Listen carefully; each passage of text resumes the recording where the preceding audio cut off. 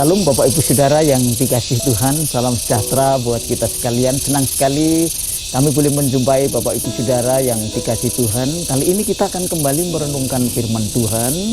Bagaimana kita tahu bahwa firman Tuhan adalah ya dan amin, merupakan janji dan juga perintah yang ada di dalam diri setiap orang percaya. Oleh karena itu, kita sebagai orang Kristen, Bapak Ibu Saudara, saya ingin mengajak kita sekalian untuk merenungkan tentang firman Tuhan yang berkaitan dengan kemuritan. Artinya kita sebagai orang Kristen dipanggil tidak hanya untuk percaya, tapi juga untuk menjadi murid, supaya kita semua sebagai orang percaya boleh membagikan berkat dan memuridkan orang lain. Bapak Ibu Saudara, salah satu tanda dari tanda yang lain tentu, atau ciri dari ciri yang lain sebagai orang percaya adalah bahwa seorang murid harus mengikuti kehendak tuannya. Seorang murid harus mengikuti kehendak Allah. Seorang murid harus mengikuti kehendak gurunya. Oleh karena itu saya rindu kita sekalian untuk merenungkan firman Tuhan berangkat dari Matius pasal 7 maksud saya, ayat yang ke-21, ayat 22 dan ayat 23. Sesungguhnya ayat-ayat ini berbicara tentang pengajaran sesat dan pengajaran yang murni atau pengajaran yang benar, karena dikaitkan dengan pohon yang menghasilkan buah dan pohon yang tidak menghasilkan buah. Tetapi kali ini kita akan belajar dengan mendekati cara yang lain, bagaimana sesungguhnya ayat-ayat ini berbicara tegas tentang bagaimana seorang yang harus mengikuti kehendak Allah, bukan kehendak manusia atau kehendak dirinya sendiri. Saya akan bacakan buat kita sekalian sebelum kita masuk dalam perenungan kita lebih lanjut. Matius pasal 7 ayat 21 berbunyi demikian. Bukan setiap orang yang berseru kepadaku, Tuhan, Tuhan, akan masuk ke dalam kerajaan Allah atau kerajaan surga, melainkan dia yang melakukan kehendak Bapakku yang di surga. Jadi inti daripada seorang yang mengikut Tuhan adalah bukan masalah berseru, bukan masalah berdoa, bukan masalah melakukan ibadah. Yang sesungguhnya dari apa yang Tuhan inginkan dari seorang murid atau pengikut Tuhan adalah melakukan kehendak dia, melakukan kehendak Allah. Di dalam ayat yang ke-22 dikatakan dengan tegas berkaitan dengan orang yang tidak melakukan kehendak Allah. Pada hari terakhir banyak orang akan berseru kepadaku, Tuhan, Tuhan, bukankah kami menubuat demi namamu dan mengusir setan demi namamu dan mengadakan banyak mujizat demi namamu juga? Saudara, pada zaman akhir Tuhan mau menyingkapkan sebagai nubuatan kepada akhir zaman orang-orang Kristen terutama, yang ada di dalamnya banyak orang yang kelihatannya mengenal Tuhan atau sebagai pengikut Tuhan, tetapi Tuhan akan mengatakan bahwa banyak orang yang berseru Tuhan, Tuhan, dia sudah bernubuat, dia sudah mengusir setan, dia sudah melakukan mukjizat, dan demi nama Tuhan. Kelihatannya suatu hal yang mulia dan indah, tetapi kalau kita berbicara tentang kebenaran dari ayat-ayat ini, Tuhan Yesus menutup dengan satu ayat dalam ayat 23 tentang bagaimana nasib orang-orang seperti itu. Pada waktu itu aku akan berterus terang kepada mereka dan berkata, aku tidak pernah mengenal kamu, nyalah daripadaku kamu sekalian pembuat kejahatan.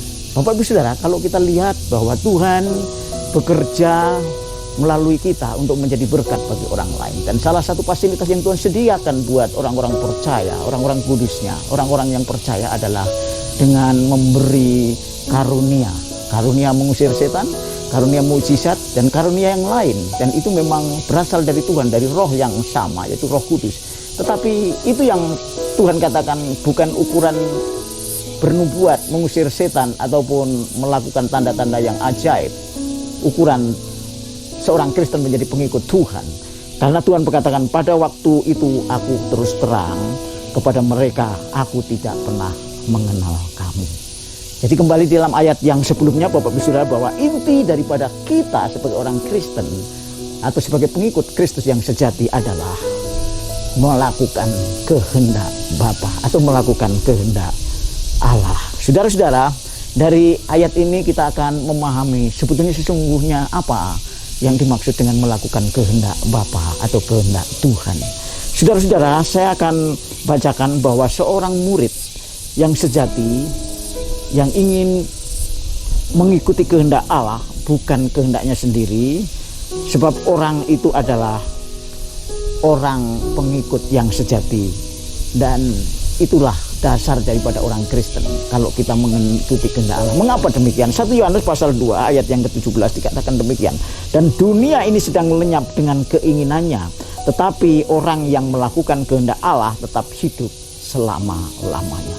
Bapak Saudara, di dunia ini setelah kita jatuh dalam dosa, maka cara berpikir manusia adalah ada dua versi. Mengikuti kehendak Allah sebagai sumber moral dalam kehidupan orang supaya mereka hidup atau mati, atau mengikuti kehendak manusia. Pada umumnya manusia membangun kehidupan dengan caranya sendiri, yaitu mungkin melalui adat istiadat pendidikan yang bersumber dari tata moral atau etika manusia yang tidak berasal dari Tuhan. Nah, Bapak Ibu Saudara, Tuhan mengatakan bahwa orang yang mengikuti kehendak Allah, yaitu kehendak yang dinyatakan oleh Allah melalui siapa? Melalui Tuhan Yesus Kristus, tentu bagi kita orang percaya, itu adalah akan hidup selama-lamanya. Itu adalah kata dasar dan kunci daripada pernyataan orang Kristen yang harus menghidupi imannya dengan melakukan kehendak Allah, bukan berseru Tuhan, Tuhan, bukan melakukan apa yang dia inginkan, tetapi apakah yang dilakukan itu mengikuti kehendak Bapa di surga. Nah, Bapak Ibu Saudara yang dikasih Tuhan, ini tegas bahwa kehendak Allah tentu adalah kehendak roh. Kehendak roh adalah kehendak yang dinyatakan dalam Alkitab sebagai wahyu Tuhan yang diinspirasikan dan diurapi oleh Roh Kudus. Oleh karena itu, Bapak Ibu Saudara, ada 3 hal yang penting yang saya catat buat kita sekalian untuk kita renungkan bagaimana kita bisa mengikuti kehendak Allah. Yang pertama, kita harus meninggalkan segala sesuatu yang kita cintai di dunia ini. Artinya apa Bapak Ibu Saudara? Bukan kita tidak membutuhkan, tetapi fokus cinta kasih kita bukan kepada hal-hal yang duniawi, bukan hal-hal yang sementara, yang selama ini mungkin menjadi berkat, selama ini mungkin menjadi kesayangan kita, tetapi itu tidak akan membawa kepada kehidupan yang sejati, karena itu hanya berkat sementara yang dipakai oleh Tuhan untuk memberkati saudara dan saya selama hidup. Dan itu bukan tujuan hidup saudara untuk mencari hal-hal yang sementara atau hal-hal yang duniawi. Lukas pasal 14 ayat 33 demikian bunyinya. Demikian pula lah tiap-tiap orang di antara kamu, di antara para murid, di antara kita sebagai orang Kristen, yang tidak melepaskan dirinya dari segala miliknya. Melepaskan dirinya itu terikat. Saudara, orang Kristen tidak tabu dan tidak merasa terhalangi atau tidak merasa tidak kudus kalau dia memperoleh berkat dunia yang dibutuhkan selama di dunia apapun itu. Entah itu uang, mobil, rumah, itu semua berkat Tuhan. Tetapi kalau kita terikat dengan hal-hal itu menjadi yang utama daripada Tuhan, justru itu Tuhan katakan, demikian tiap-tiap orang di antara kamu yang tidak melepaskan dirinya dari segala miliknya tidak dapat menjadi muridku. Jangan berkat-berkat yang sementara itu mengikat saudara dan saya sebagai orang Kristen. Itu yang Tuhan katakan, kita harus meninggalkan segala sesuatu dan demi Tuhan saja kita hidup. Karena itu lepaskan, jangan sampai terikat dengan berkat. Jangan terikat, apalagi itu menjadi pujaan yang justru mempunyai Tuhan lain daripada Tuhan kita Yesus Kristus. Kita harus lepaskan dan kita harus berani mengatakan kita akan mengikuti kehendak Bapa. Yang kedua, Bapak Ibu yang dikasih Tuhan, kalau kita mau mengikuti kehendak Bapa, maka kita harus mengabdi sepenuhnya untuk Tuhan. Yaitu hidup kita bukan untuk diri kita sendiri, tetapi untuk Allah. 2 Korintus pasal 5 ayat 15 yang berkata demikian, dan Kristus telah mati untuk semua orang. Jadi Kristus mati untuk semua orang, bukan hanya untuk orang yang percaya, yang mau menerima Dia sebagai juru selamat dan Tuhan, tapi untuk semua. Dari pihak Allah itu pewahyuan yang benar-benar universal bahwa Yesus mati dan bangkit untuk semua orang.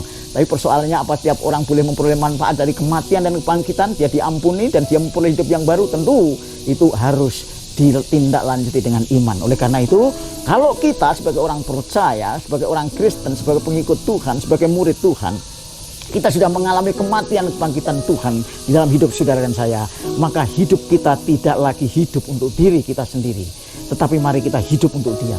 Kita mengabdi untuk Tuhan. Apa yang kita kerjakan, apapun itu, kita tujukan untuk memuliakan Tuhan yang telah mati dan telah bangkit untuk saudara dan saya. Jadi yang kedua, mari kita abdikan diri kita sepenuhnya untuk Tuhan, karena hidup kita bukan milik kita sendiri, tetapi untuk Tuhan. Apapun yang saudara kerjakan, entah itu di rumah, di kantor, di pekerjaan apapun, bahkan di gereja, kepada siapapun kita lakukan, itu hanya tertuju untuk memuliakan nama Tuhan. Itu yang kedua.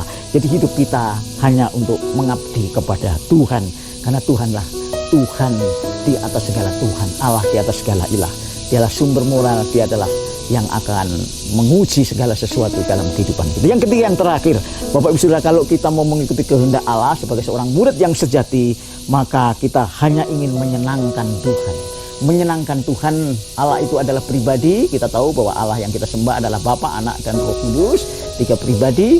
Yang Esa itu artinya bahwa dia adalah senang, merasakan sesuatu yang senang kalau anak-anaknya, kalau hamba-hambanya itu memuliakan Tuhan. Mari saya bacakan 2 Timotius pasal 2 ayat yang keempat yang berbunyi demikian. Seorang prajurit yang sedang berjuang tidak memusingkan dirinya dengan soal-soal penghidupannya, supaya dengan demikian ia berkenan kepadanya.